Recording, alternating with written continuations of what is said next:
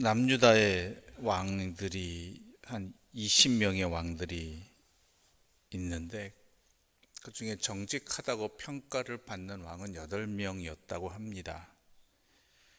그런데 그 중에서 8명 가운데 처음에는 정직했지만 나중은 그렇지 못했다라는 평가가 내려지는, 사람이 변했다고 해야 되나요? 아니면 믿음을 끝까지 지키지 못한 왕이 6명이나 되고, 나머지 2명은 부정적인 언급되지는 않습니다. 그저 이제 정직하게 행하였다라는 그것으로 끝나는 그러한, 우리가 보기엔 어떤 성경의 평가에 의하면 선한 왕이 되겠지요. 그 중에 한 명이 바로 히스기야고, 또 다른 한 명이 요시야 왕이 되겠습니다. 근데 엄밀히 말하자면 히스기야는 정책에는 실패한 왕이기도 합니다. 어떤 정책이었는지는 우리가 오늘 본문을 읽어서 알겠지만, 아수르에 대한 정책을 실패했다라고 볼 수 있는 왕이지요. 왜냐하면 당시 아수르는 매우 강대한 제국이었죠. 그럼에도 불구하고 자기들도 힘 없으면서 아수르를 섬기는 일을 하지 않았다라고 되어 있습니다. 그 전에는 섬겼는데 그렇지 않았다라는 것이죠. 7절의 말씀 함께 읽어볼까요? 7절입니다. 여호와께서 그와 함께 하심에 그가 어디로 가든지 형통하였더라. 저가 아수르 왕을 배반하고 섬기지 아니하였고, 앞부분은 그렇다 치더라도 뒷부분에 저가 아수르 왕을 배반하고 섬기지 않았는데, 그 다음의 일들이 뭡니까? 아수르 왕이 북이스라엘을 멸망시키는 그러한 사태가 벌어졌고, 그 사태에 연이어서 남유다도 쳐들어오게 됩니다. 그래서 유다의 온갖 성읍들을 포위하고 점령하고 하니까 히스기야가 그때서야 이제 항복의 표시를 하죠.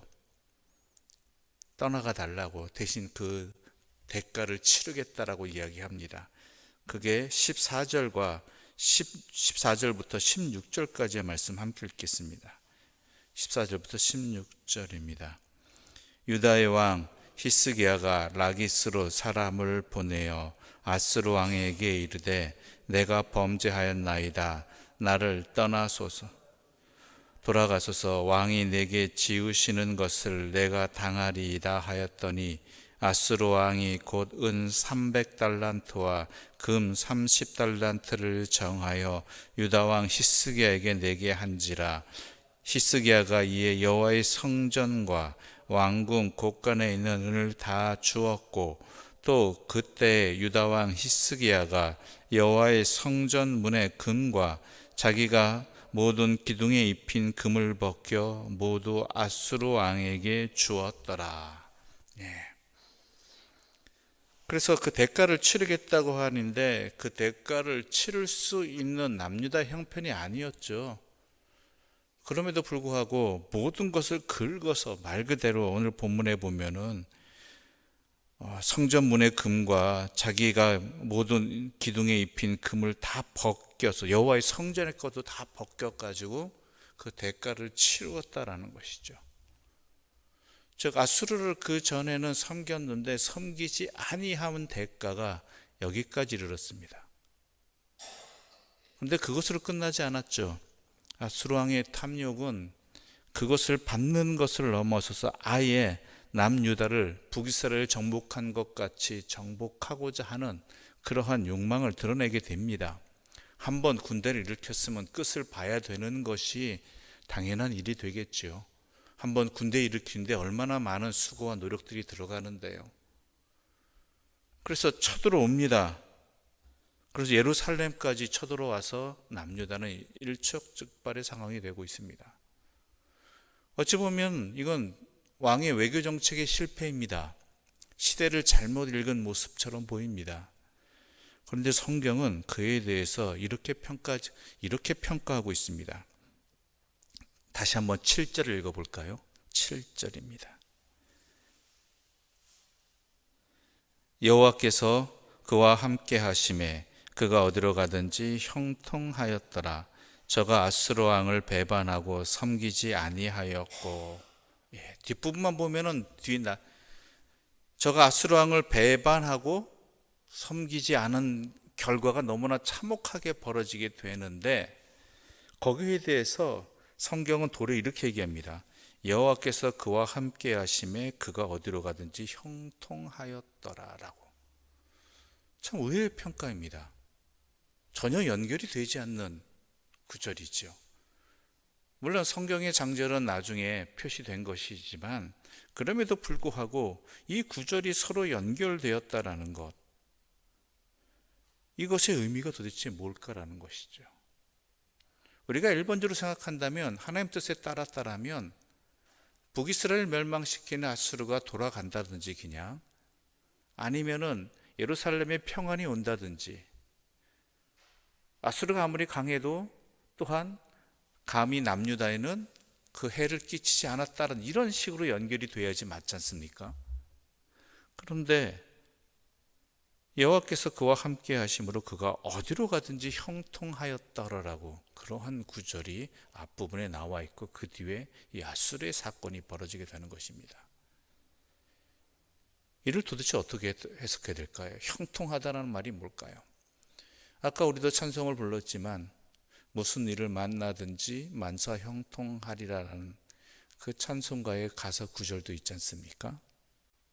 어떤 의미일까요? 우리가 일반적으로 생각하는 형통이라는 것은 내게 벌어지는 모든 일들이 잘 되는 것, 걱정 근심 없게 되는 것, 바로 이러한 것들을 말하는 것입니다. 그런데요, 형통하다는 것은요, 여러분 분명히 아셔야 됩니다. 그런 외적인 결과에 달려있는 것이 아닙니다. 하나님이 함께 하시느냐 아니냐라는 것이죠. 하나님이 함께 하시느냐 아니냐. 하나님이 아무리 함께 하시지 않는다면 아무리 좋은 일만 있어도 내가 원하는 대로 결과가 벌어진다 할지라도 그것은 형통이 아닙니다. 우리는 상황의 결과에 따라서, 현상에 따라서 좋고 나쁨을 판단합니다. 그러나 성경은 분명히 이야기합니다. 사람의 좋고 나쁨은, 옳고 그름은 하나님과 함께 하느냐 아니냐에 달려있다는 것이죠. 악을 골짝 빈들을 간다 할지라도, 사망의 음침한 골짜기를 다닐지라도 내가 해를 두려워하지 않을 것은 주께서 나와 함께 하심이다라는 것입니다.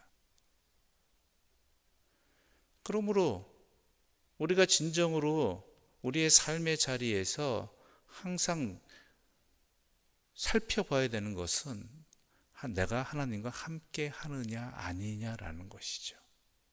현상이 문제가 아니라는 것입니다. 외적인 상황의 문제가 아니라는 것입니다. 광야의 길을 간다 할지라도 하나님과 함께 하느냐 아니냐라는 것이죠. 그러한 모습이 어디에 나타나느냐?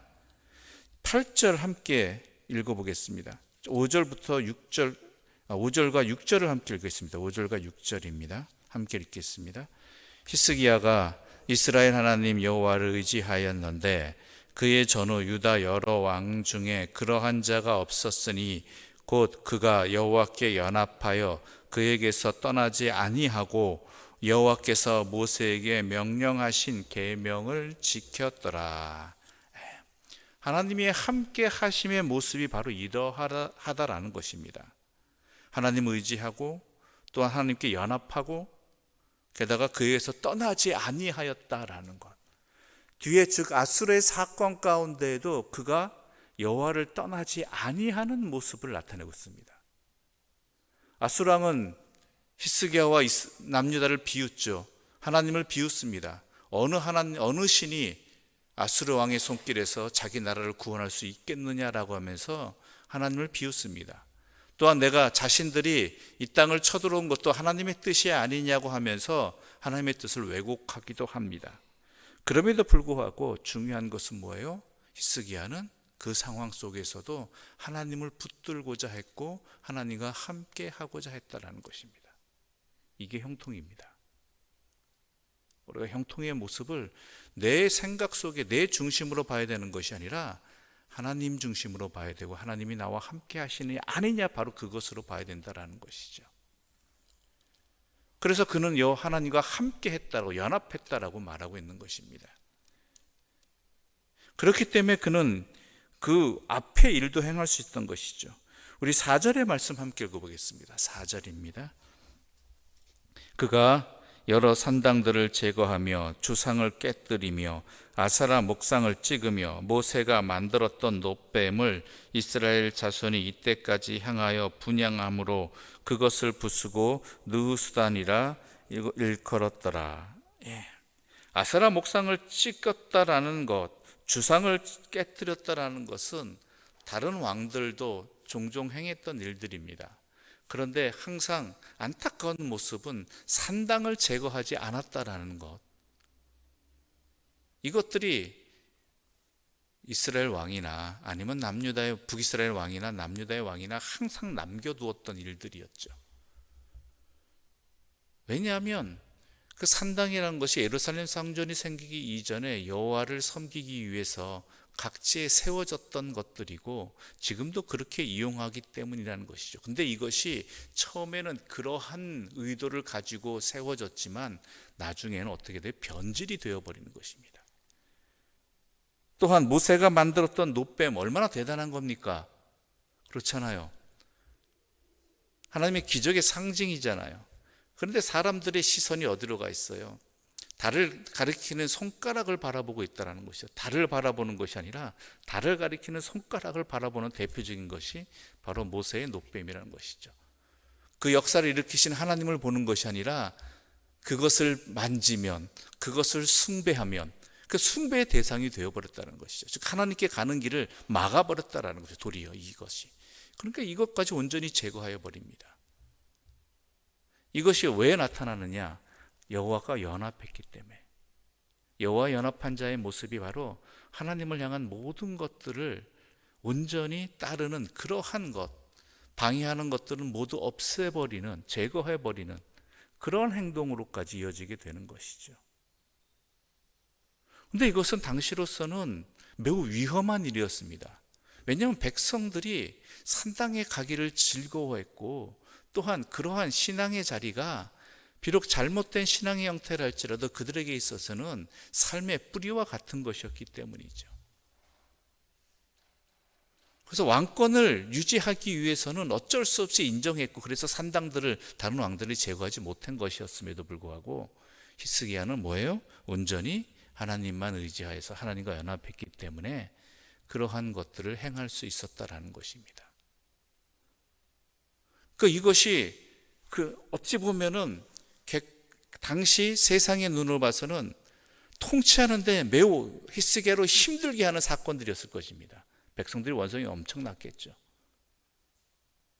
게다가 아수르에 대해서 단절했던 이것도 외교적으로 비참한 실패의 결과로 우선은 나타납니다. 그런데 그에게 이러한 상황에도 불구하고 그가 이런 행동들을 한 이유가 어디에 있느냐? 그것은 여호와의 계명을 지키기 위해서, 하나님의 말씀대로 행하기 위해서라는 것입니다. 삶의 기준이 뭐예요? 그의 판단의 기준이, 상황의 기준이 하나님의 뜻이냐 아니냐에 달려 있다는 것이죠. 우리는 과연 그러할 수 있느냐라는 것입니다. 그게 바로 믿음입니다. 이 일로 인해서 나에게 어려움이 닥친다 할지라도, 이 선택으로 인해서 나에게 예상치 못한 좋지 않는 결과를 맞이한다 할지라도 온전히 하나님을 향한 믿음의 길을 걸어가느냐, 믿음의 선택을 하느냐, 하나님과 연합하는 일을 하느냐, 그것이 바로 믿음이고 그게 형통이라는 것입니다. 한번 깊이 고민해 보시기 바랍니다. 과연 나는 오직 하나님만 섬기는 사람으로서 믿음의 길을, 내 선택과 내 삶의 모든 상황, 여러 상황에도 불구하고 그 길을 걸어가고 있느냐, 아니면 상황에 휘둘리면서 상황의 어떠한 이익을 위해서 그것에 따라 하나님을 섬겼다고 말하고 있는 것은 아닌가? 형통이라는 것이 하나님과 연합함을 말하는 것이냐, 온전히 하나님을 의지하는 것에 있느냐, 아니면 상황의 문제로 달려 있느냐? 한번 이 새벽 오늘 본문의 말씀을 한번 깊이 다시 한번 묵상하시면서 우리의 삶을 돌아볼 수 있는 그러한 시간들, 그러한 기회들.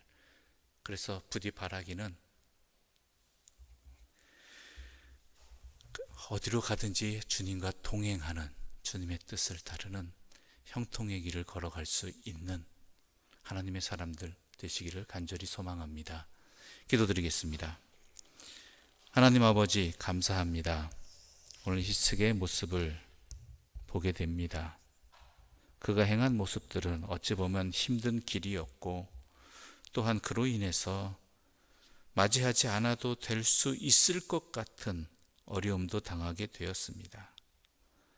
그러나 그 일을 행하고 또한 그 일을 감당해 나가는 것은 다른 이유가 아니라 주의 말씀대로 행하기 위함이고, 오직 하나님만 섬기기 위함이고, 하나님과 연합한 자로 살아가기 위함이라는 것을, 그것 하나에만 목적을 두었다라는 것을 우리는 분명히 보게 하여 주시옵소서. 그래 그 어떤 상황에서도 하나님의 인정하심과 하나님께서 판단하심을 믿고 믿음의 길을 걸어가는 히스기야의 모습이 바로 우리의 모습이 되게 하여 주시옵소서. 현실은 매우 악하고 또한 강력합니다. 그 앞에서 그러나 나는 연약합니다. 이 일로 인해서 어떠한 결과가 다가올지 모르겠지만 그러한 결과들 속에서도 흔들리지 아니하고 내가 주와 함께 있느냐, 내가 주님의 뜻을 구하고 따랐느냐에 나의 인생을 또한 나아가게 해주시고 선택하게 해주시고 결단하게 하여 주시옵소서.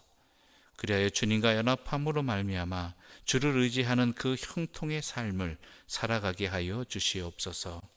왜냐하면 우리 하나님은 천지 만물을 창조하시고 주관하시는 분이시며 또한 나를 어떤 누구보다 사랑하시는 분이고 나에게 영생을 주시는 분임을 분명히 믿기 때문이고 의지하기 때문임을 내 삶으로 내 모든 순간들 속에서 고백하고 믿게 하여 주시고 살아가게 하여 주시옵소서. 이 모든 말씀 예수님의 이름으로 기도드립니다. 아멘.